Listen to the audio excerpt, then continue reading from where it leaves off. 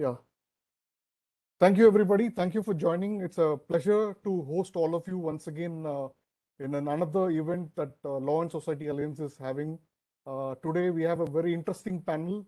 We have the top leadership of the Uyghurs from both the Europe and the US joining us today to discuss a very interesting and an important topic. So I think both of you are currently in Europe. So I wish you both good afternoon, and also the participants who are joining from Europe. Good afternoon to all of you, and good morning to those who are joining from the US, the Americas, and late good evening to people who are joining from Australia and in other places in Southeast Asia and other places. And good evening to people from Delhi. We have participants from across the geographical locations globally today. And this event is hosted, as I mentioned, by two organizations. One is Law and Society Alliance, which is a Delhi-based, India-based think tank, and Defense Capital, which is a defense and strategic affairs magazine, which is also Delhi-based. I am fortunately heading both these organizations, so I'm pretty happy to host all of you. We also have advocate who's a law practitioner from Mumbai, who's the Secretary General of Law and Society Alliance, Advocate Kumar Vaidyanathan, who's also here in the event today. I thank him. He's the host actually for this event. So I thank him for helping us to put this event together. So in the next 1.5 hours, we shall be discussing the fortnight-old 48-page report of the United Nations Human Rights Office on its assessment of the human rights concerns in the Xinjiang Uyghur Autonomous Region. Xinjiang in quotes, because I use it in quotes because Law and Society Alliance will call it as East Turkestan, which is its original name. And we at Law and Society Alliance always use this name, East Turkestan. We don't use Xinjiang, which is actually a Chinese word for the new frontier, which is actually a new border, which actually means that it was occupied territory, which clearly means that it is occupied territory. Nobody has a new border. It is only created, if you call it as a new border, a new frontier. So we call it as East Turkestan, just to clarify that people should not get confused why we call it as East Turkestan. Xinjiang is nothing but East Turkestan. Let us be very clear about it. So the report actually came out exactly 12 minutes, to midnight. The UN Human Rights Office published it just, within minutes, just before the then High Commissioner Michelle Bachelet tenure ended on August 31st. That actually, there are certain reservations about this particular report. I'll just mention it. Law and Society Alliance has certain reservations about this report. I'll mention it why we have a reservation. It is because the entire report is tangled in legalese, probably because the UN laws demand it, but we don't agree with the way it has been worded legally, though Law and Society Alliance agrees with the entire context of the report itself. The report has concluded that the communist China has indeed committed very serious human rights violations in East Turkestan. Serious human rights violations, again in quote, because this is the finding, exact wording of the report. The report has also described the large-scale arbitrary detention of Uyghurs and other ethnic groups in East Turkestan. And the report has also concluded that Beijing's actions could constitute crimes against humanity. Actually, my observation or objection to this report is for the terms that have been used, like may, could, which are all very tentative and which is very unfortunate. I think though the report is out now, there have been charges against Michelle Bachelet that she put pressure on behalf of Communist China to scuttle the publication of the report itself till the last minutes, but could not stop it from being published. We are thankful to the Human Rights Office of the UN for publishing it, even though it is at the last moment, and it is so delayed. It is so delayed. I can't tell you how delayed it is. It should have come out a long time back. Unfortunately, it's been delayed. There have been reports that the Office of the High Commissioner's working level staff had to overcome a lot of pressure and resistance from publishing this report, both from the then High Commissioner and from Communist China.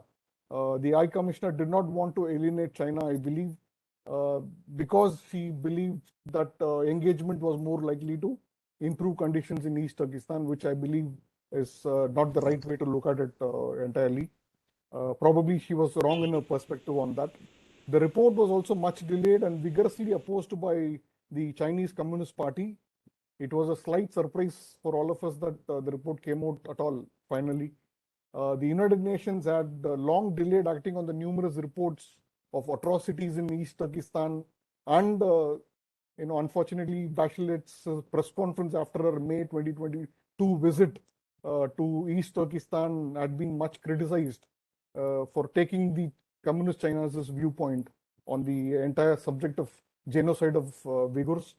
And also she accepted the conducted tour by the CCP and also CCP's hospitality while she was there, which actually indicates that she was probably aligned to the Communist China, and also she worked against the principles of the UN's Human Rights Office. And the High Commissioner, was conducted tour.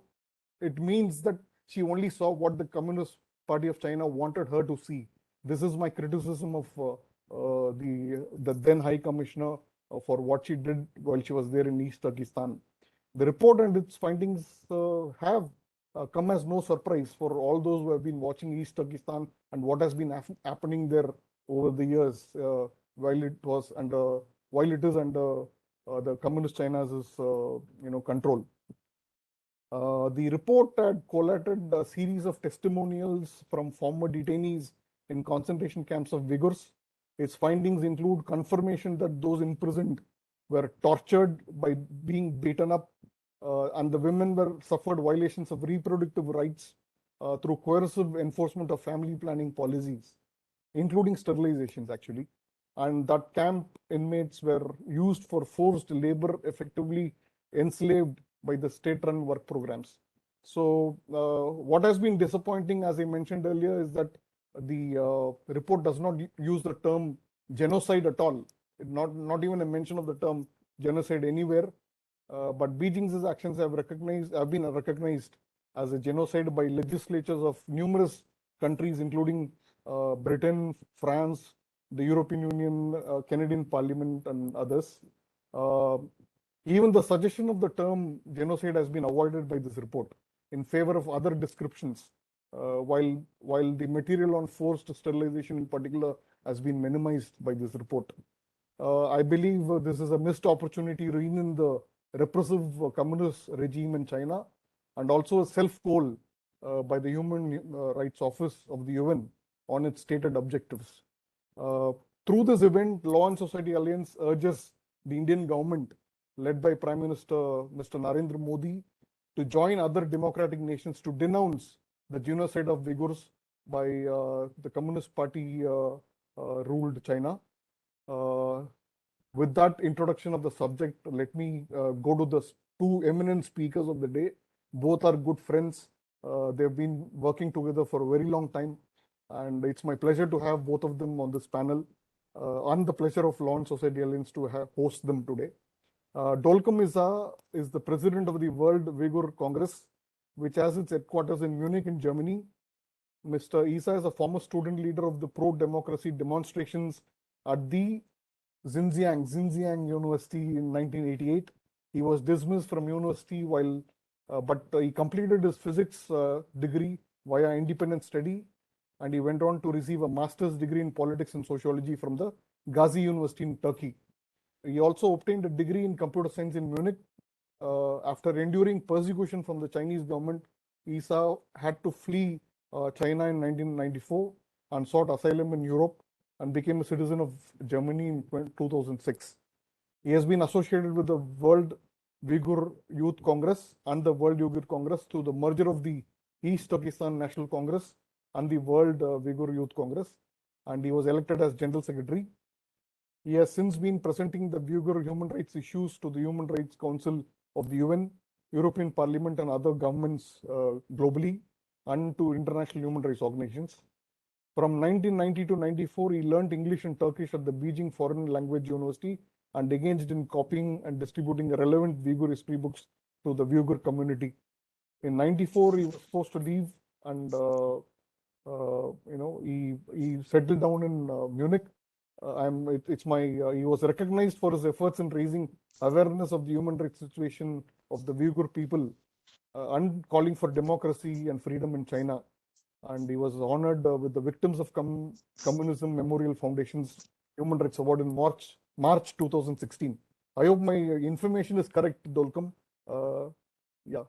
So the other speaker, I welcome you wholeheartedly to this event. Thank you for being here. It's an honor to host you today.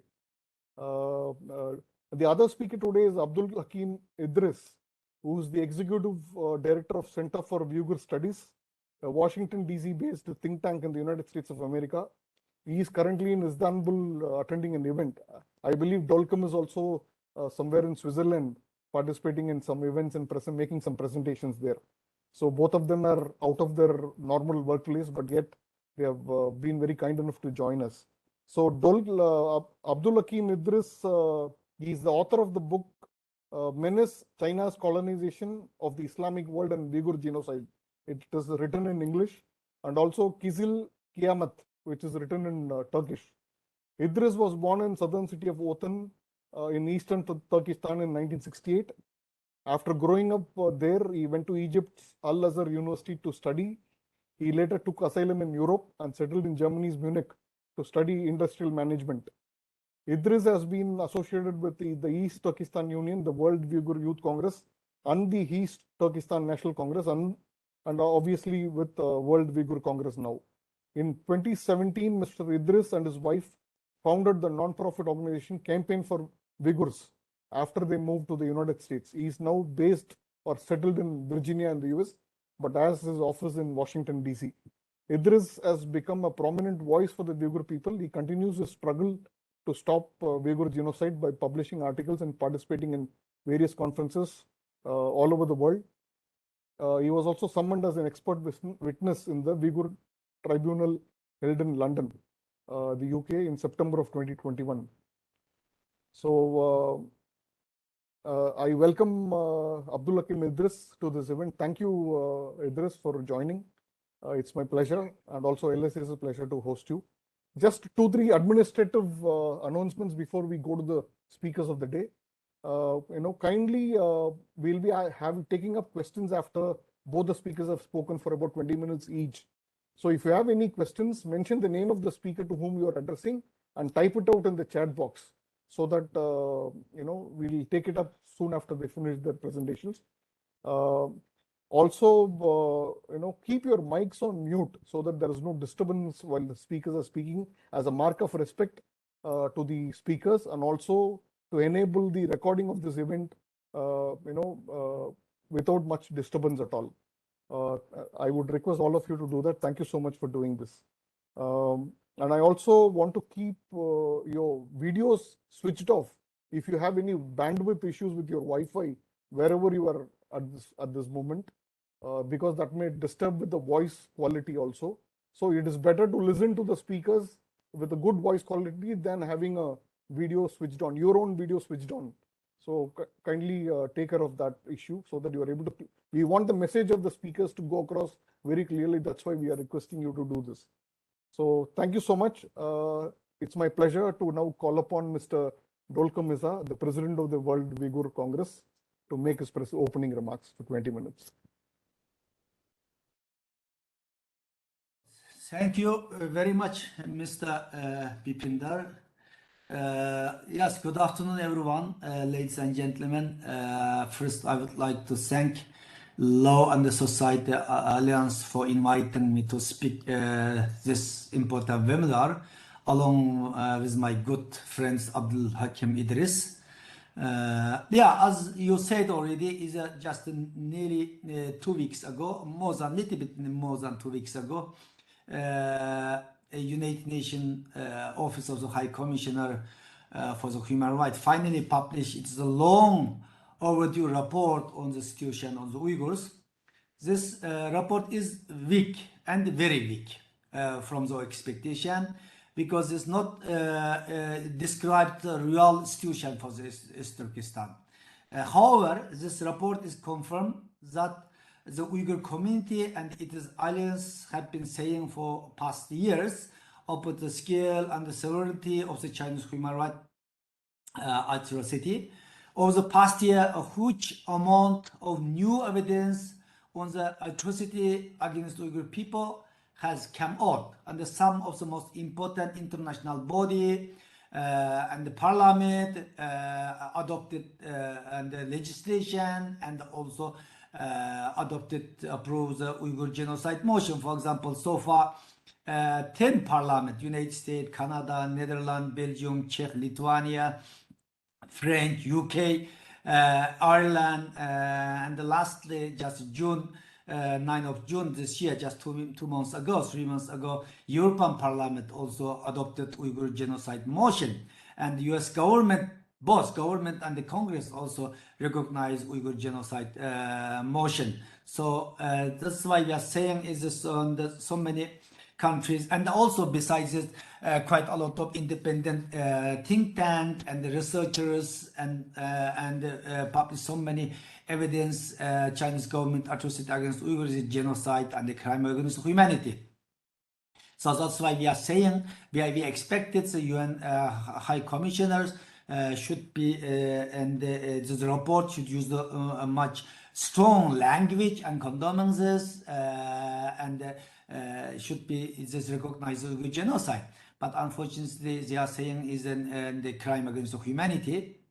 So that's why we are saying this report very weak. But however, it is significant. Over the past year, huge amount of new and the World Uyghur Congress and other Uyghur organization together with other civil society partners worldwide have raised attention to the gross human rights violation the Chinese government is committing against Uyghur and the other Turkic people. Since 2017, more than 3 million, we estimate 3 million, exact number we don't know, Uyghur and other Kazakh and other Turkic-speaking people have been arbitrarily detained in the concentration camp, where they are exposed to torture, systematic rapes, sexual abuse, forced labor, among other atrocities. This mass detention is part of the Chinese government's target attack on every expression of the distinguished Uyghur ethnic identity, including destruction mosques, and the graveyards, banned Uyghur language, and the separation Uyghur children from the family. We estimate at least 1 million Uyghur children separated from the family, and these children and subject to this indoctrination and denounce national and religious identity. More further, the Chinese authorities have implemented a scheme to suppress the Uyghur birth rate in the East Turkestan, subject to women for forced sterilization and forced abortion and other measures. So while the report of this atrocity has been consistent, action by the international community has just begun to emerge. Last year, European Union, United Kingdom, United States, and Canada finally imposed target sanction upon 4 Chinese individuals and 1 entity for their complicity in the genocide for the Uyghurs. Furthermore, in response, not a system of the forced labor in East Turkestan, US has enacted the Uyghur Forced Labor Prevention Act last year, end of last year. This Uyghur Forced Labor Prevention Act passed by US Congress by bipartisan Congress, Republican and Democrat both support this. And also President Biden signed in the last January, but the 21st of June this year is really into the law and they start to implement it. This law is banned all production from the East Turkestan and from the Uyghur forced labor. And EU has just introduced its own import ban mechanism just 2 days ago. This is a good development. we expect that this should be, and the EU countries should be implement the same law like United States for the Uyghur first labor protection. This is all important action. They are by not enough to adequate address this crisis. At the same time, new debates have also emerged, most importantly about the question whether the Chinese government's action continue crime against humanity and genocide as set out the most important human rights threats. Last December, Uyghur Tribunal passed its final judgment after 18 months of receiving 100,000 page document and more than 500 people's testimony. And this all information you can reach also Uyghur Tribunal website. And they say thousands of witnesses. And finally, September 9 last year, Uyghur Tribunal make judgment this Chinese government atrocity against genocide, crime against humanity. Yeah. By now, the U.S. government and as I said, and the 10 parliament already worldwide made a similar declaration so far today. As we know, the most important recent development, and we already saying, and just High Commissioners Michael Bachler just last minute, just 30 minutes before her left her office and published his report. Actually, this report already finalized September 2021. We and the World Youth Congress and all your organization and the international, even some country, even also huge pressure to the Bachler should be publish his report. However, and it's the very last minute her mandated and published this report. And World Youth Congress as a civil society organization and the government worldwide asked, as I said, many years, you know, and at least last couple of months. This published a well-informed assessment. This report assessment of the situation finally put UN staff on the international community concern, because so far Chinese government trying to split and fake news and disinformation campaign around the world, use all capacity, use economic capacity, use diplomatic way, trying to hide the reality from the internationally, and use economic power to undermine the United Nations, our international organization, and also make pressure some poor country like African country, some other Latin American country, and that's why quite a lot of country is silent for this. Oh, this is no UN document, something like. But this, as we say, this report is very weak. But however, it is the UN stamp on the international community concern. So there is no more excuse to the country continue to silence or any reason. Of course, the process, the leading of the publication of the UN report was for smooth, while the Office of High Commissioner in December last year already said the report was ready for the publication. And as we said, is the Chinese government and the pressure and the catastrophic UN visit to the East Turkestan led to report being published only last minute. As you know, is Michelle Bachel visit East Turkestan is the end of May. Before her visit, we strongly demand this visit must be taking place unfettered visit, no condition. But before her visit, Chinese government ambassador in the United Nations, United States, and some other European countries saying this visit is diplomatic visit, this visit is a friendship visit. So that's why then World Uyghur Congress led on the Uyghur organization, then Tibet and Hong Kong all together. We hold mass demonstration in front of the Bachler office 13th of May this year, shortly before 1 week before her trip to the Turkestan.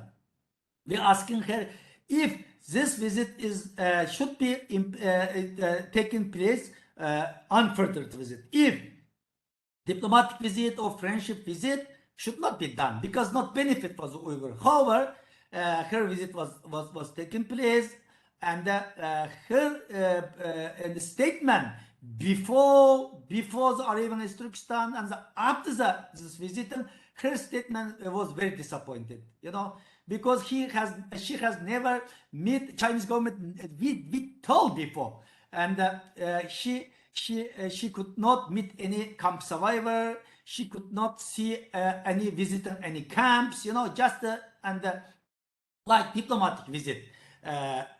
Actually, we asking her. She is not diplomat. She is the boss of the human rights. And the Human Rights United Nations Human Rights Council is the only recognized international recognized body to improve the human rights situation. But her attitude that time is was disappointed by the Uyghur community and quite a lot of countries and by international organization. And however, finally, she published this report. Nevertheless, this report is historic, and what's the matter now? How is taken up by the rest of the international community.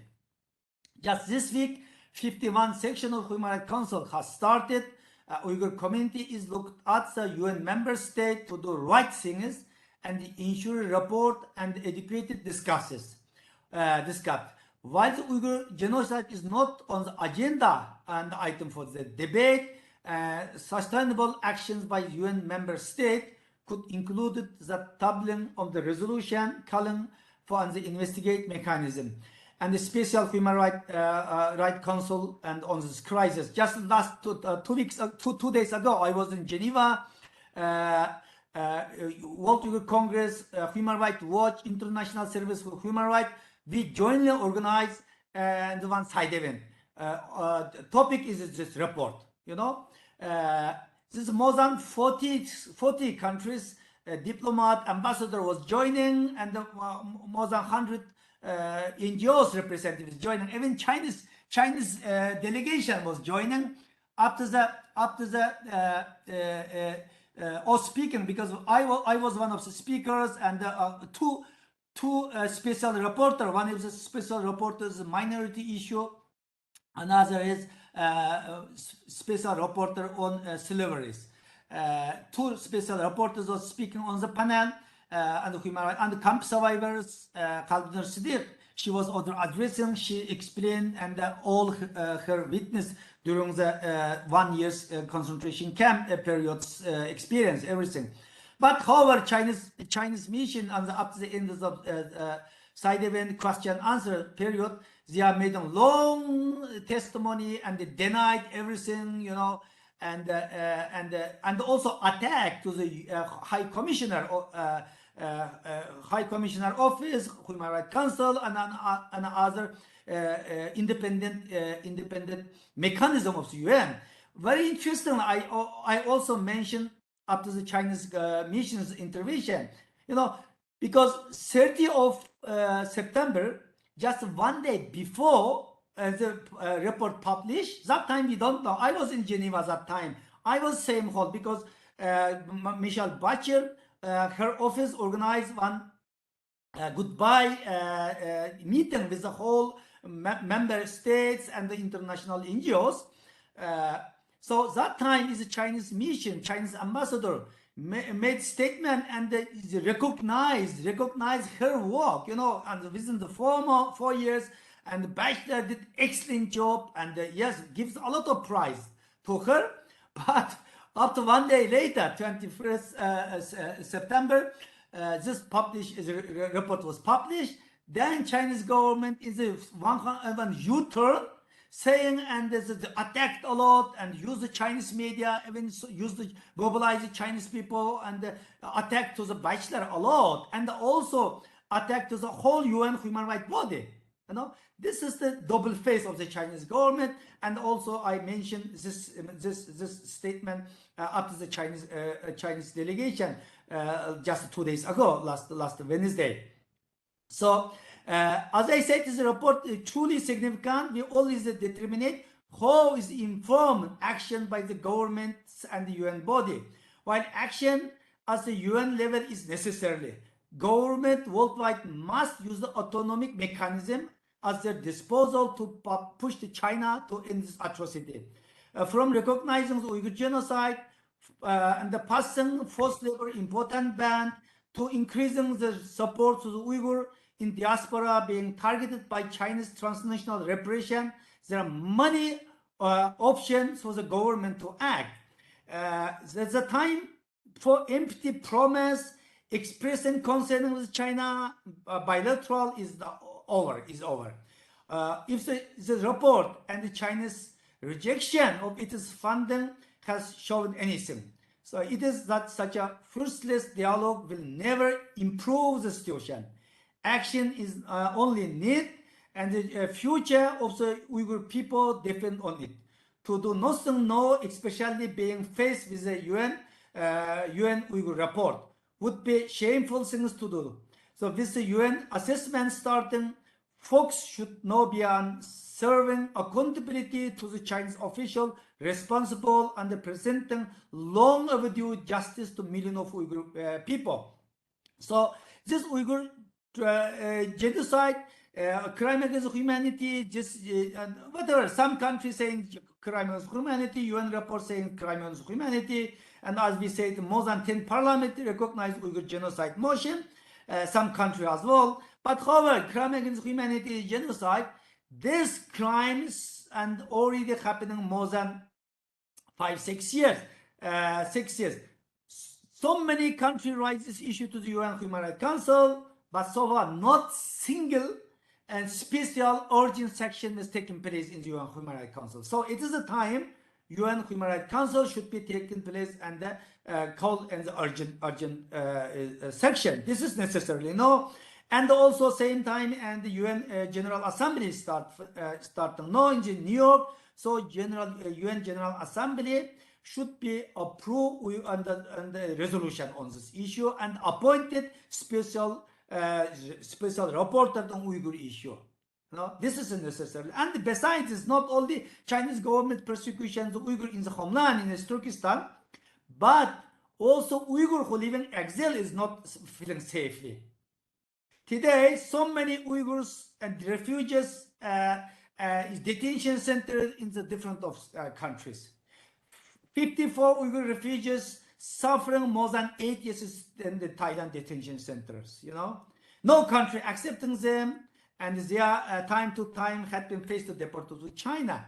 So far, more than 800 Uyghur refugees deported from neighboring countries to China. This is the known number and the confirmed number by the Amnesty, Human Rights Watch, some international organization, but unconfirmed number. We don't know how many Uyghurs already deported to China. If any Uyghur deported to China is the no news. Last very huge deportation was taking place 2015 June by Thailand. Thailand government deported 109 Uyghur refugees to China. Since then, we couldn't get any news on this. Today, more than 60,000 Uyghur refugees living in Turkey. Among them, 20,000 no legal document. This passport is expired. Chinese missions, Chinese consulate, Chinese embassy in Turkey didn't extend this passport. So they are paying status.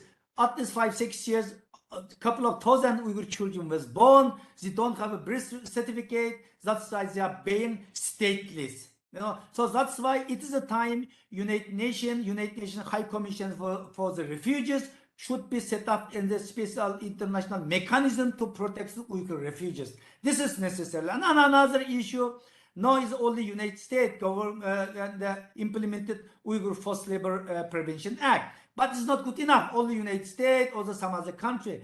This is a time all countries, particularly democratic nations, should be approve the Uyghur Forced Labor Prevention Act and stop the business with China, because it is not correct time business as usual. Because today China is second big economy. Because coming to this level, there is a lot of responsibility with the United States, European country, all developing countries and the democratic country have a responsibility. Because China coming to this level, because of the Western money, Western technology, now is China being second economic, saying no, ignore all international pressure.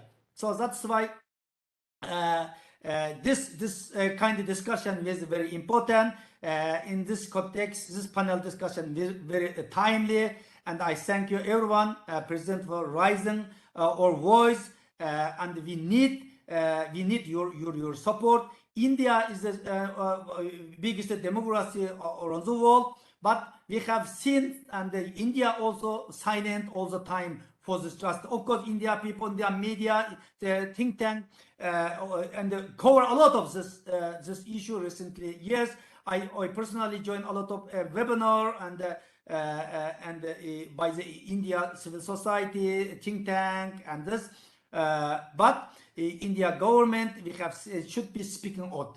We are very thankful India government hosting Tibetan refugees since the 60 years. It is good. But India is not say India also largest economic around the world, largest democracy, and the largest model of the democracy in Asia. That's why India should have some responsibility to speak out, make pressure to the Chinese government to end this Uyghur this atrocity and stand with us. And lastly, I would like to say, and today I cannot enter India. 2016, when I was invited one of the conference in the Dharamsala, India issues a visa to me, but because of the Chinese foreign ministry protest pressure, just 1 week later, my electronic visa was denied. That's why I couldn't travel to India. So I think it is a time India government should be guarantee me to visit India. This is also some kind of support for the Uyghur. Thank you very much. Thank you, Dolkun, for that wonderful presentation and what you think about this UN Human Rights Office report. In fact, I do remember this 2016 event where you were invited and the visa was denied. It was covered in the Indian media quite widely at that time. I remember that.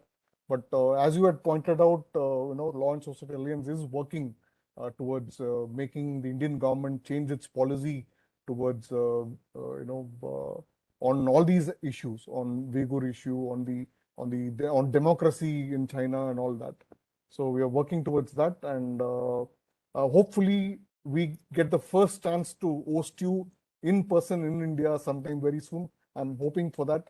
And it will be an honor to host you in India in person very soon someday. So thank you for joining and for making the presentation. We'll have some question answers after the second speaker also speaks today. If you have any questions, please do post it in the chat box. We will take it up.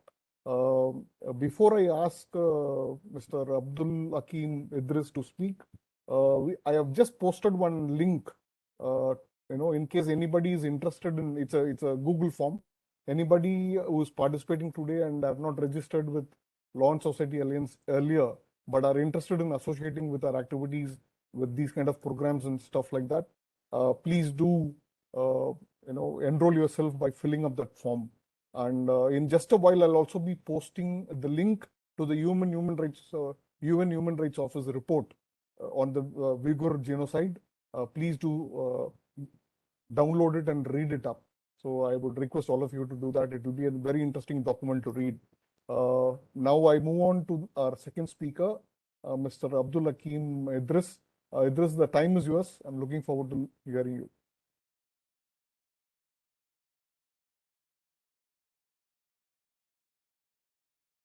Idris, we are not able to hear you. I think you are muted.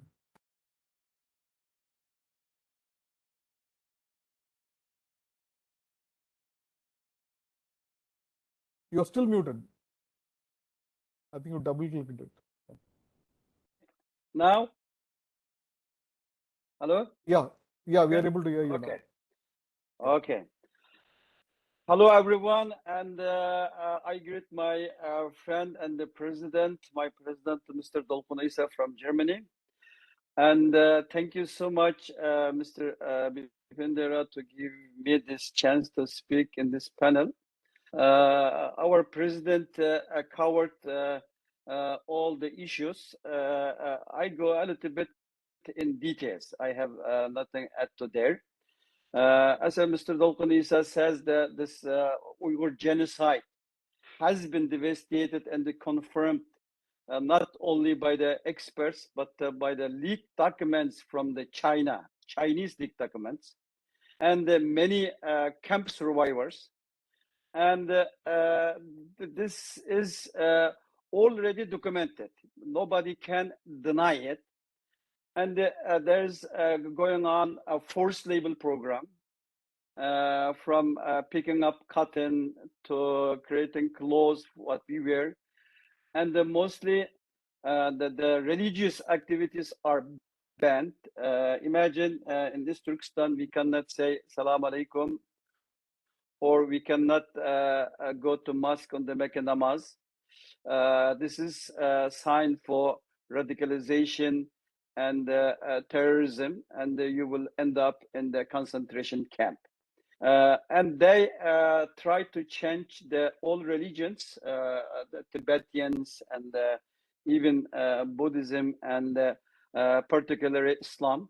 The Chinese Communist government openly talking about Sinization of Islamic religion, rewrite the Quran. Even the last visit from Chinese President Xi Jinping in July, he mentioned this issue, this genocide should be go on systematically and very harsh, but with a little bit soft noise, what we call. As Mr. Dolkun Isa said, the China tried to use every opportunity to eradicate, to eliminate Uyghur people from the earth. Even their COVID zero policy, they implemented in East Turkestan with nationalism, racism, and they left the Uyghur people without food and the medicine.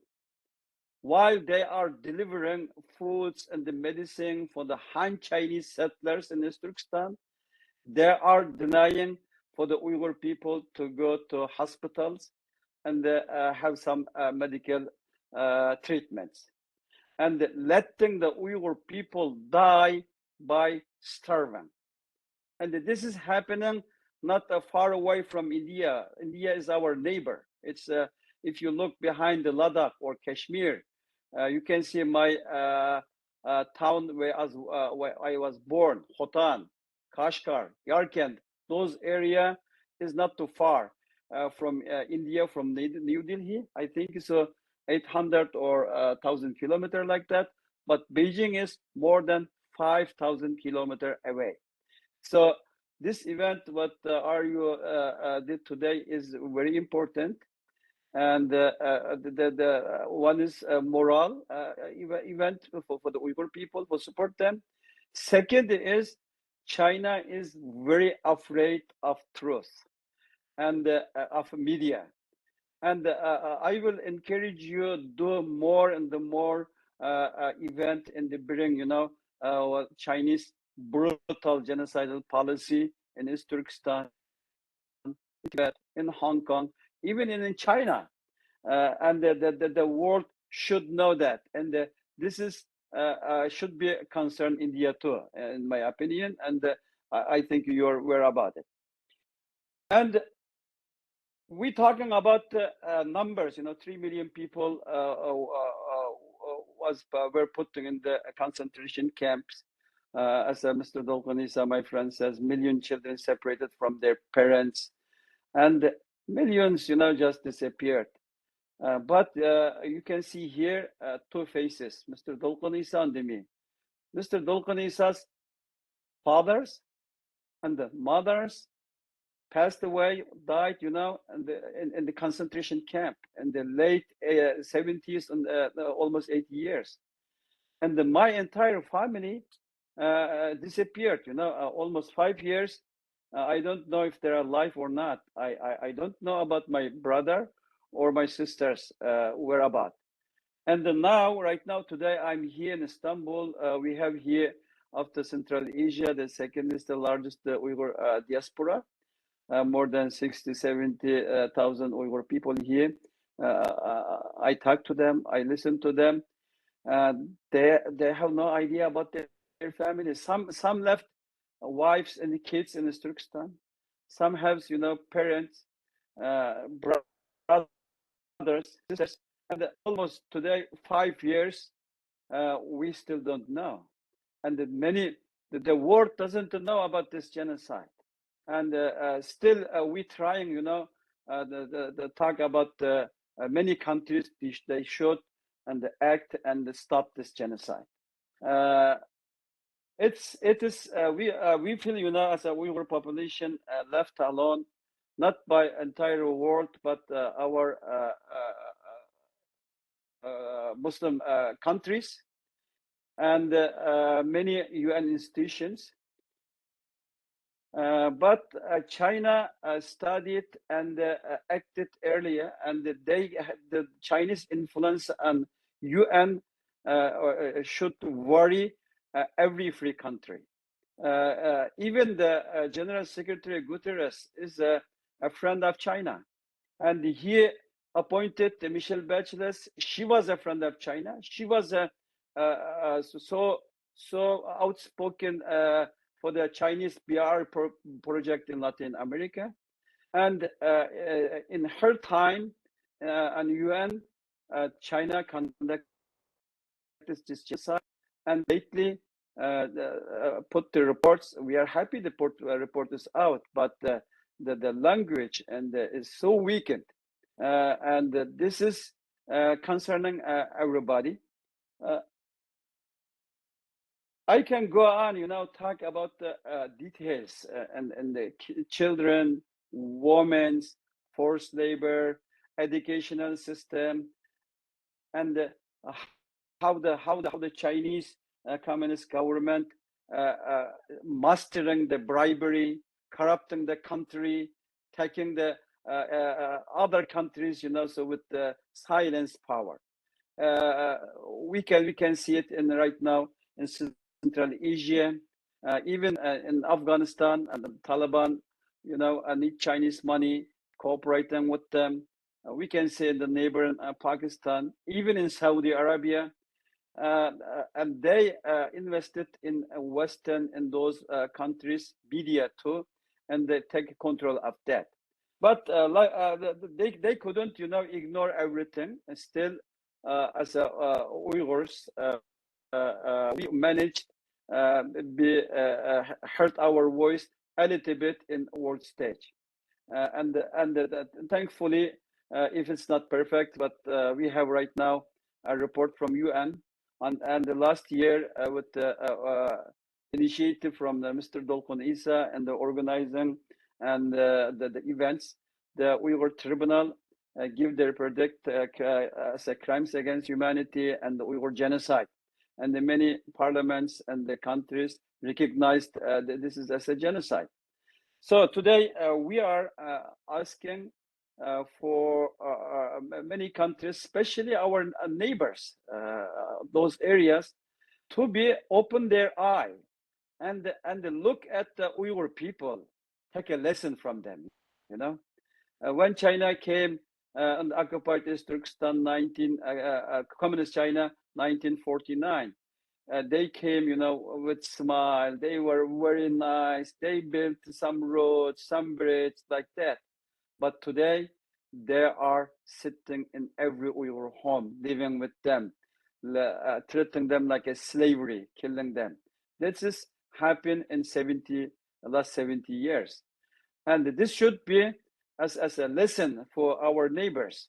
We are warning our neighbors, from India to Pakistan to Afghanistan to Central Asia, and you can see what the China capable to do is. They did the genocide in our country. They supported the genocidal policy against the Rohingya in Myanmar, and they are in everywhere with the corrupting governments. So that is our duty, and we have to be very active in those neighborhoods. We are right now, doing the activism in Western country. That's good, but as Mr. Dolkun Isa said, he should be able to go to India and inform the people, what's going on in their neighborhood there. This is not just in Uyghur interest. This is Indian population interest, Indian democracy and state interest. And we will share our experience.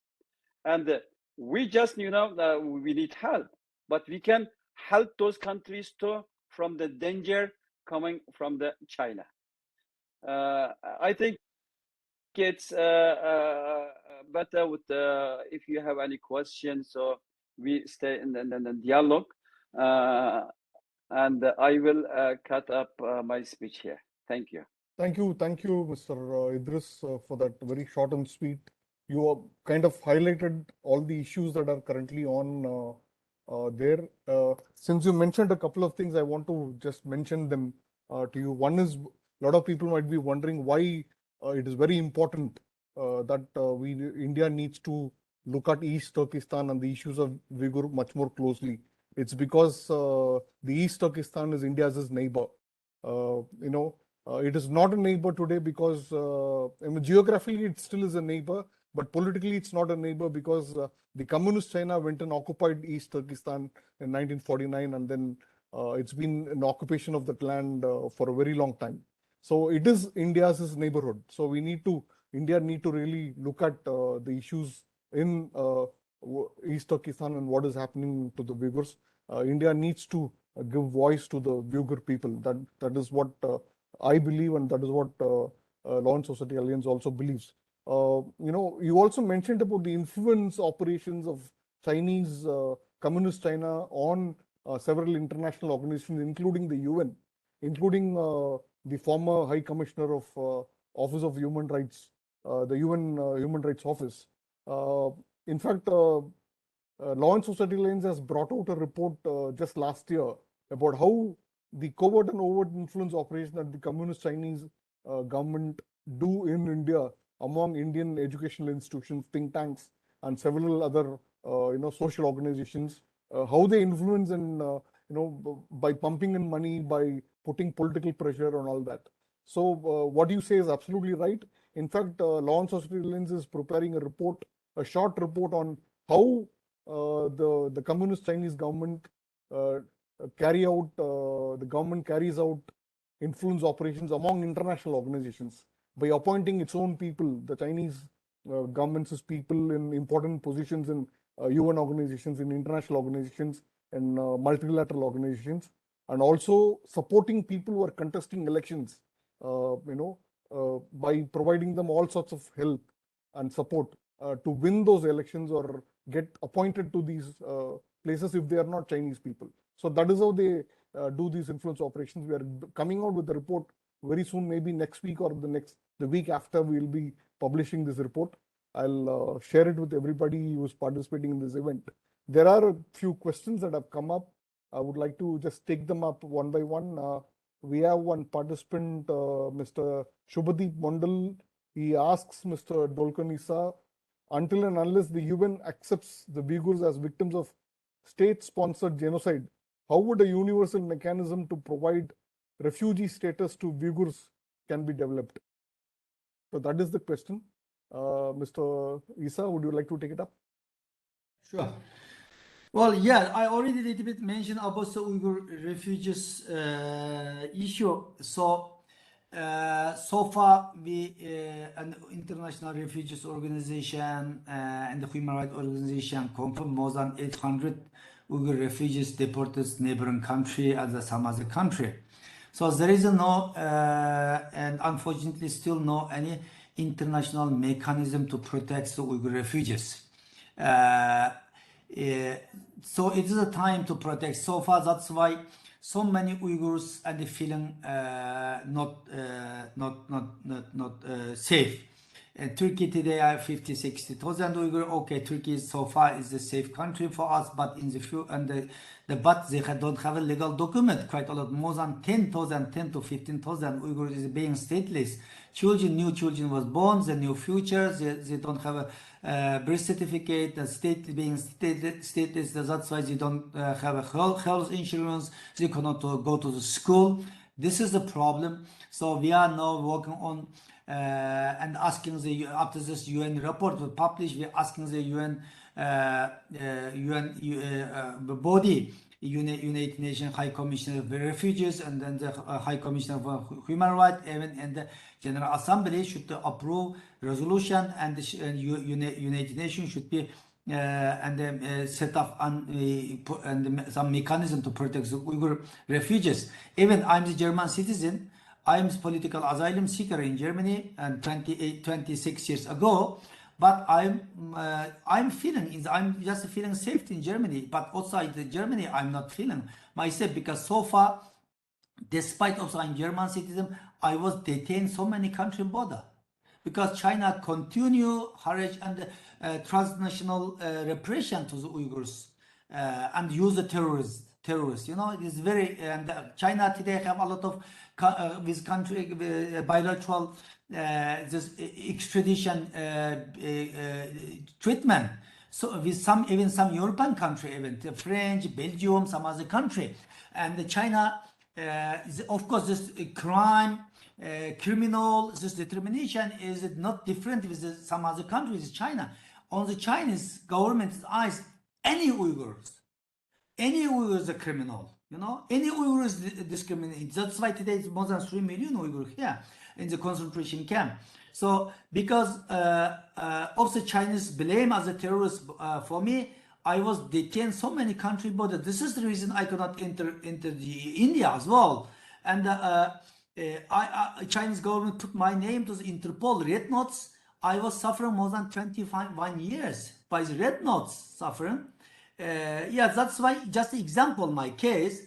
But all Uyghur who live in exile feeling not safe, particularly some Uyghur who live in some neighboring countries.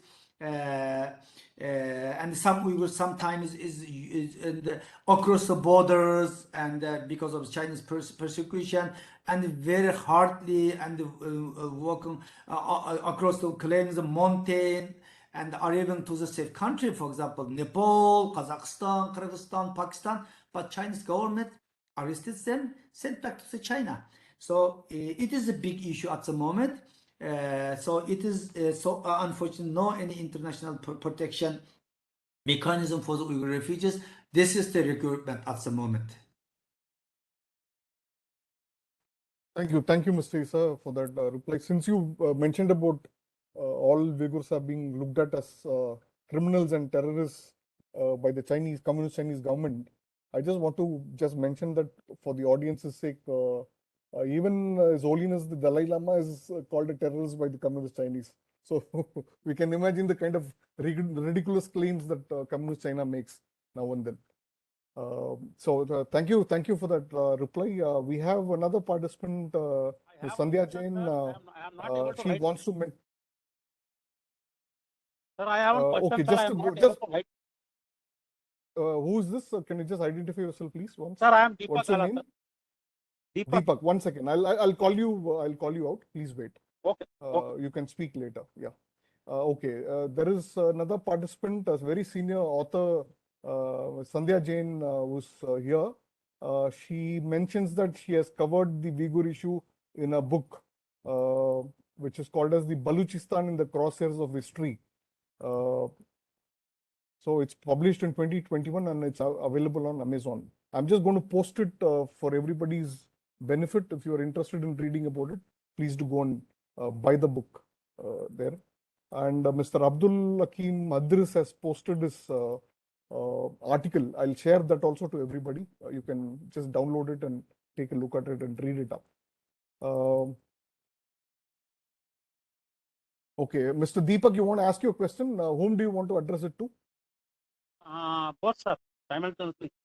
Okay, to both the speakers. Fine. What is your question, sir? Sir, why the country like Iran, Iraq are silent on this issue? Turkey, why these countries are silent on this issue? One, sir. Second, sir, what is the also remedy Pakistan. to stop the... Pardon, sir? Also Pakistan. Pakistan, that is another thing, sir. But these countries... Oh, yeah. They are also silent. That's what I'm saying. Important. Yes, they are also silent. Yeah. But Okay. this country... What is your next part of the question? What is the second part of your question, Next sir? part of question, sir. What is the remedy to stop this illegal influence of the China in these big bodies, means top Very bodies good. of the world top bodies? Very good question. Yeah. That's all. Mr. Idris, would you want to go first on this question, and then I'll ask Mr. Isa to reply to it. Thank you, Mr. Deepak, for the question. Okay, what was the question? Can you repeat me again, please? Okay, the first question was why are nations like Iran and other like Pakistan, they're silent on the question of Uyghur genocide? And the second question is what can be done to stop the communist Chinese government's influence on international organizations? These are the two questions that have been posed by him. Yeah. Yes, unfortunately, the Islamic Republic of Iran, they wrote in their constitution, if I'm not mistaken, in 39,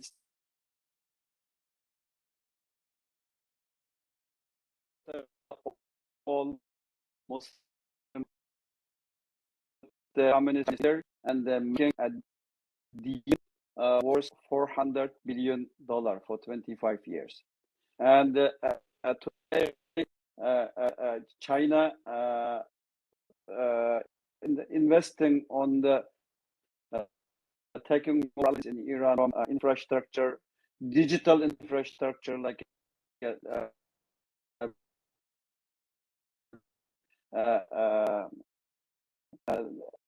and classrooms and ZTA, Huawei, and all telecommunication systems, and all university server connecting to China, so they can just not giving the service to Iran. I'm talking from just Iran, but they are getting all information about the state of Iran, who has said about who and which plan, and they know everything about Iran. So it's easier for China to use against each other and divide the force in Iran. So they managed to bring the Iran in their sides. And as you know, we were Muslims we are from the Sunni Muslims, and Iran is Shia Muslim states, and that's too. But unfortunately, the China kept Iranian population in dark about the Uyghur issue. They just making a propaganda that Uyghur issue is U.S. game against China, and the Iranian have worse feeling, especially the system about the U.S. and they're using it. And the same is in the Pakistan too. If you look in Pakistan's the TV station, media, even the down belong to business people. The business people have good tie with China, and if their newspaper or TV station or radio station talk about the Uyghur issue or critical to China, they lose the money. This is the system what China building it, and they not see that Pakistan like independent state or Iran like it, but saying they dividing the force inside there, so controlling them. And maybe you know better than me. If you look at the down the Pakistani online news magazine, there is a section news from China, and they're bringing from the Chinese radio international propaganda to Pakistani people. If somebody get the down on the newspaper, they will get the Chinese newspaper included.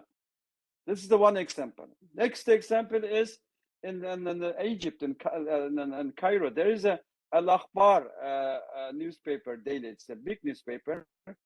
There is a section from Al-Akhbar a news from China every day.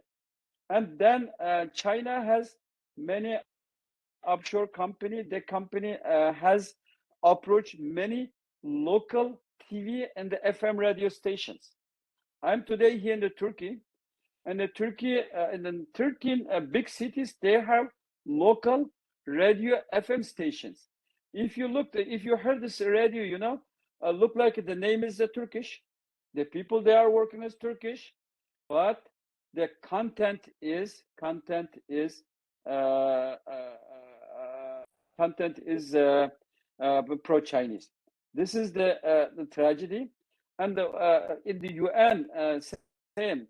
China already, divided entire population of the world, friend of China, enemy of the China, and between them.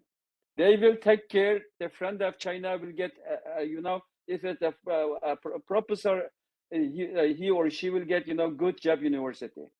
Business people, they will get good contract. If you're enemy of China, they will take care of you. You never get a good job or good contract everywhere. So they put the Chinese people too in many organizations, and then many Western people from Western country, but pro-China. I think India should more NGOs should participate in UN bodies. There are many NGOs organizations doing work there, and so we can bring the truth and there and then they bring the Chinese influence a little bit down. This is the tragedy, and we never give up by the Muslim population. We think there are Muslim elites or governments or rulers or dictators, and there are ordinary people, there are academia, and we should as the Uyghurs, we will bring our issue in every corner around the world, especially those Muslim countries. If they get to know the issue, reality, China's, I think, it's tragic. For example, last month or this month, Salman Rushdie was attacked in New York for writing a book saying something, I don't know what. But in China, in East Turkestan, Chinese Communist government burned copy of Qurans and openly telling in their media, Islam is virus, is backwarded, and we have to eliminate it. I think more than can you not say, it's the attack on the face. But unfortunately, the ruler of some Muslim countries keeping their population in dark. I think if the population know about the issue, they will, stand up. And the same, I think, in Pakistan right now going on a lot because the Pakistani energy companies controlled by China. Today in Rawalpindi or in Islamabad or Lahore, they paying 3-4 times more for the electricity because China raising this. Ordinary Pakistani get to pay the bill today. I think if we can bring this issue to those population as and we will win their support. Yeah. Mr. Isa, would you like to address any of the two questions? I agree with Abdulhakim. There is one thing I would like to add. This is all unfortunately, and as the Abdulhakim saying, the Chinese government really start war against Islam. Today, all Islamic value is persecuted by the Chinese Communist Party. Actually, CCP, Chinese Communist Party, not only against Islam. Chinese Communist Party is an anti-religious organization. And so today, Chinese Christian is persecuted by the CCP, and Tibetan Buddhists and targeted by the CCP, even Falun Gong, and also targeted by the CCP. But however, and Islam, as Abdulhakim saying, Chinese government's ideological illness must be eradicated. But there is something in anything was happening, Islamophobia against Islam. All Muslim leaders immediately reacted, jumping, Imran Khan, some other all. But now is the Chinese CCP in the really attacked war against Islam, but they are silent for this. There is several reasons. It's the most important thing is economic reason. Most of some countries depend on Chinese money, Chinese market. But second, another important reason for this silence and support China this country, most of them, these countries have a lot of human rights problem, a lot of human rights atrocity. For example, Iran, Baluchi, in the Pakistan also Baluchi, East Sind people have a lot of problem.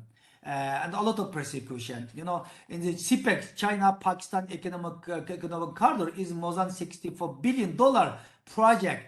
And this project benefit nothing at all as the Pakistan people, particularly in the other ethnic group, Baluchi, Sindh, some other groups, they are suffering a lot. And Iran also, there is also on the Kurdish people in Iran, and the Arabic people, Azeri people, all people, and suffering a lot. So many this case was happening. Yeah, so that's why they share with China same value. Because this all countries, Iran, Pakistan, Saudi Arabia, this all also authoritarian country. Today, China is leader of the authoritarian country and is sharing same value.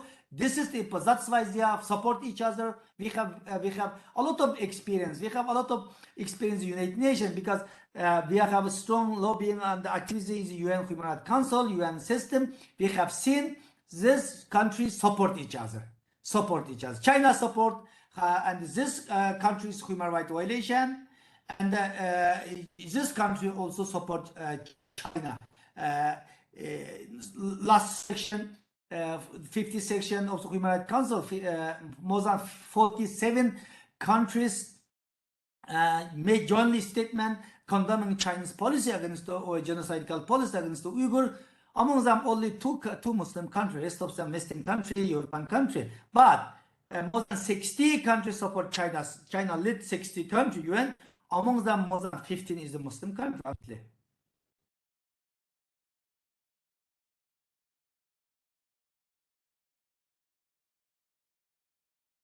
Thank you, Mr. Isa, for that answer.